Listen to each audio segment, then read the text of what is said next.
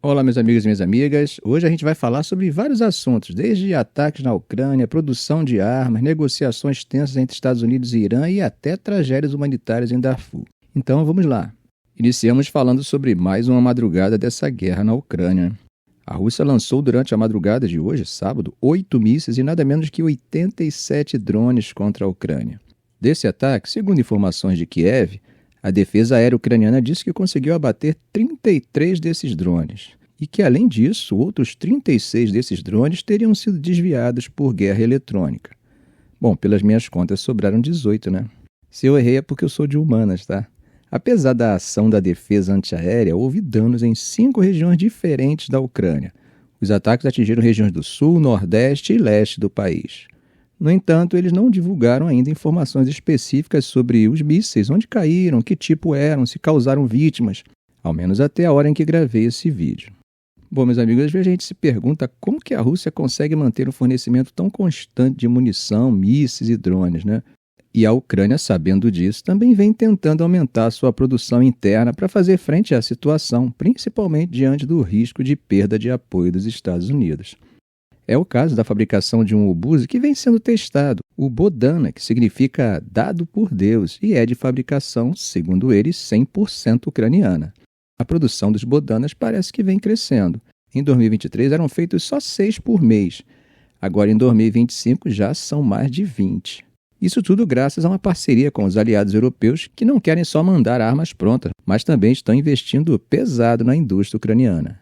Agora, para financiar tudo isso, a Europa liberou 1 bilhão de euros usando o dinheiro dos ativos russos que foram congelados. E tem mais de 20 bilhões de euros prometidos para fortalecer toda a indústria de defesa da Ucrânia até o ano que vem. Mas como temos visto ao longo dessa guerra, promessas são apenas isso, né? Promessas. Mas será que só isso resolve o problema da Ucrânia? Ainda tem muita preocupação rolando, especialmente com as defesas aéreas, né? E a Europa sozinha, na minha opinião, dificilmente vai conseguir cobrir totalmente o que os Estados Unidos bancavam antes. E é aí que entra uma estratégia interessante, transformar a Ucrânia num grande laboratório de guerra. Pois é, vários países estão aproveitando para testar tecnologias novas, como drones e artilharia moderna, no campo de batalha real. E o Bodana, com seu alcance de 25 milhas, ou quase 40 quilômetros, é uma dessas apostas. Não é porque os drones estão dominando muitas batalhas que a artilharia perdeu importância, né? Ela continua tendo um papel importante, principalmente para impedir o avanço inimigo nas trincheiras. O Washington Post teve acesso a um dos centros de testes do Bodanas, mas é claro, por questões óbvias, não divulgaram a localização, né? Segundo o jornal, até munição americana, feita lá no arsenal Picatinny, em Nova Jersey, estava sendo usada nos testes. O diretor da Agência de Compras de Defesa da Ucrânia, Arsen Zumadilov, disse que mais de 85% das peças do Bodana já são feitas lá mesmo e que até o final do ano a ideia é chegar a 95%. Ele também insistiu na tese de que a capacidade da Ucrânia de se defender está diretamente ligada à segurança da Europa, seguindo aquela linha, de que a intenção russa seria invadir toda a Europa, tipo Napoleão e o baixinho de bigode, se é que você me entende. Segundo ele, se a Ucrânia cair, vai ser muito mais difícil para a Europa segurar a Rússia depois. E como temos visto, a União Europeia já está correndo atrás para criar um programa de empréstimo de 150 bilhões de euros para acelerar o desenvolvimento de armas na própria Europa, incluindo parceria com a indústria ucraniana. Gente, para os europeus, Putin estaria enrolando Trump e prolongando as negociações sem sair do lugar. Em outras palavras, fazendo o presidente republicano de bobo. Mas Trump fez questão de deixar claro ontem, sexta-feira, que as negociações entre Ucrânia e Rússia estão chegando no limite, que o negócio está funilando mesmo. E ele ainda garantiu que ninguém está enrolando ele nesse processo, não. A fala de Trump veio logo depois do secretário de Estado, Marco Rubio, dar uma declaração bem azeda sobre a situação, né? Conforme comentamos ontem no canal, Rubio disse que se não houver progresso nos próximos dias, os Estados Unidos podem simplesmente partir para outra. Ficou meio como se a paciência americana estivesse acabando, né? Aliás, Trump foi bem direto. Falou que se alguma das partes complicar muito, eles vão simplesmente abandonar a negociação. E ainda disse o seguinte: vocês são tolos, horríveis. Gente, uma pausinha rápida. Você está gostando do vídeo? Então faz um favorzinho aí pro canal e pro Titio Arão.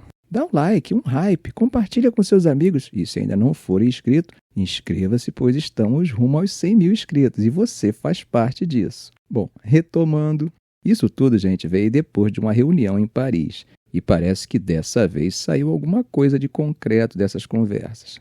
E o próximo encontro já está marcado para a semana que vem em Londres. E segundo o próprio Rubio, pode ser ali que se decide tudo. Ou continuam tentando, ou cada um segue seu caminho. Rubio disse que essa não é a guerra deles e que os Estados Unidos têm outras prioridades. Agora, nos Estados Unidos, gente, a posição de Trump em relação ao apoio da Ucrânia tem se consolidado, né? No entanto, ainda há quem discorde e ache que o apoio aos ucranianos é necessário. Exemplo disso é o republicano Brian Fitzpatrick, que representa a Pensilvânia. Ele foi até lá, visitou as tropas e fez uma cena bem simbólica. Assinou um projeto de artilharia, gente. Isso mesmo, ele pegou uma bomba e escreveu uma mensagem direta para o Putin. Na mensagem estava assim: para Putin, de PA-1. PA-1 é o distrito da Pensilvânia, né, que ele representa desde 2017. Ele ainda disse em vídeo que eles estão lutando pela democracia, estão lutando pela liberdade, e todos nós na América precisamos apoiar essa luta. Inclusive, Fitzpatrick incentivou outros colegas do Congresso a irem também visitar a Ucrânia e ver de perto o que está acontecendo. Enquanto isso, do outro lado da força, temos na Europa países que não estão na vibe de Fitzpatrick, né? Nas ruas da Hungria, o que não faltam são cartazes com slogan dizendo: não vamos permitir que eles decidam por nós. E do lado desses slogans, 3 figuras conhecidas estampadas, como se fossem vilões de filme: Zelensky, Ursula von der Leyen, que é a presidente da Comissão Europeia, e Manfred Weber, político alemão que lidera o Partido Popular Europeu. Agora, qual seria o motivo dessa insatisfação, hein? A possível adesão da Ucrânia à União Europeia. Você deve estar pensando, mas isso não é assunto passado? Bom, ainda é uma possibilidade distante, né? Não é nada para agora, mas o governo húngaro resolveu fazer disso um cavalo de batalha, quase que ressuscitando um cadáver necessário. Estão mandando boletins de voto para todo mundo perguntando: você apoia a entrada da Ucrânia na União Europeia? Aí entra a figura do primeiro-ministro Viktor Orbán, né? Ele não perdeu tempo e já pediu publicamente que o povo vote contra. E ainda falou que, se a Ucrânia entrar, eles vão ter que gastar todo o dinheiro da Hungria com os ucranianos. O partido de Orbán, o Fidesz, já percebeu há tempos que o povo húngaro é bem contra se envolver nessa guerra da Ucrânia. E de olho nisso, né, como bom político, Orbán está usando e abusando desse sentimento para justificar a falta de apoio à Ucrânia. Ele já tentou várias vezes bloquear as sanções da União Europeia contra a Rússia, chegou a vetar a liberação de 6 bilhões de euros para ajudar os países que estão mandando armas para a Ucrânia e ainda se recusou a assinar declarações de apoio ao país de Zelensky. Bom, gente, dando um pulinho em Roma, a cidade cedia hoje, sábado, uma nova rodada de negociações nucleares entre o Irã e os Estados Unidos. Nada de bate-papo cara a cara, né? Eles estão negociando de forma indireta, usando um representante de Omã para fazer o vai e volta nas mensagens. De um lado, a gente tem o chanceler iraniano Abbas Araqi, que já chegou dizendo que o Irã continua comprometido com a diplomacia. Ele disse que o objetivo é conseguir um acordo que respeite os direitos do Irã e acabe com essas sanções que eles chamam de injustas. Mas ele também deixou claro, precisa ser um acordo lógico e razoável, nada de imposição, não. Do outro lado, a gente tem um enviado especial de Trump para o Oriente Médio, Steve Witkoff. E como é típico do Trump, ele já foi direto. Disse que se a diplomacia não der certo, não vai hesitar em partir para a ação militar. Enquanto tudo isso acontece, gente, o ministro das Relações Exteriores da Itália, Antonio Tajani, postou nas redes que Roma se torna a capital da paz e do diálogo. Mas o Irã já deu uma segurada nas expectativas, tá? Apesar de uns papos internos de que as sanções poderiam cair em breve, o próprio líder supremo do Irã, o Ayatollah Ali Khamenei, já disse que não está nem muito otimista, nem muito pessimista. Enquanto isso, do lado americano, Trump repetiu para a imprensa: o que eu quero é impedir o Irã de ter uma bomba nuclear. Eu quero que o Irã seja grande, próspero e incrível. Mas, como comentamos ontem, Israel também está de olho e não descartou atacar as instalações nucleares do Irã nos próximos meses se o acordo não sair. O impasse está no fato de que o Irã não aceita desmontar as centrífugas de enriquecimento de urânio, parar de enriquecer, nem reduzir o estoque de urânio além do que foi combinado lá em 2015. E eles ainda avisaram: esqueçam de querer negociar sobre nossos mísseis balísticos. A Rússia, que também fazia parte do acordo de 2015, disse que está pronta para ajudar, para mediar, para fazer o que for preciso para esse acordo sair. Bom, gente, dando um pulo no continente africano, mais precisamente em Darfur, no Sudão.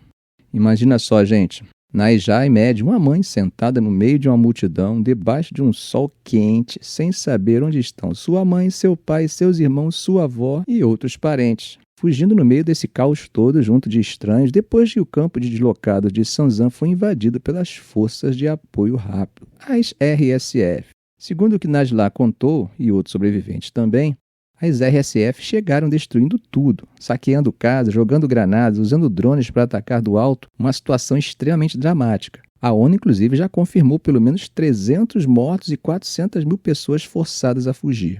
As RSF, claro, negam tudo, né? Disseram que o campo estava sendo usado por forças militares do exército sudanês, mas as organizações humanitárias já denunciaram. Foi um ataque direto contra civis que já estavam em situação crítica, muitos passando fome.